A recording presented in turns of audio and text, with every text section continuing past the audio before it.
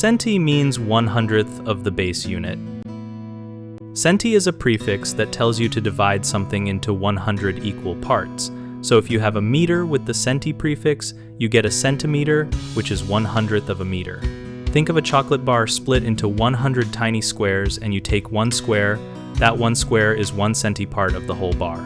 The centi prefix always shrinks the base unit by a factor of 100, and its symbol is a lowercase c that goes in front of the unit name. You use centi when measurements are smaller than the base unit but still larger than many tiny units. Students often confuse centi with milli because both make the base unit smaller, but milli means 1,000th, while centi means 100th, so checking the numbers helps avoid mistakes. Another common error is mixing up the symbol c with the speed of light symbol. But in measurement prefixes, c simply stands for centi, so context matters, and writing the full unit name can clear that up.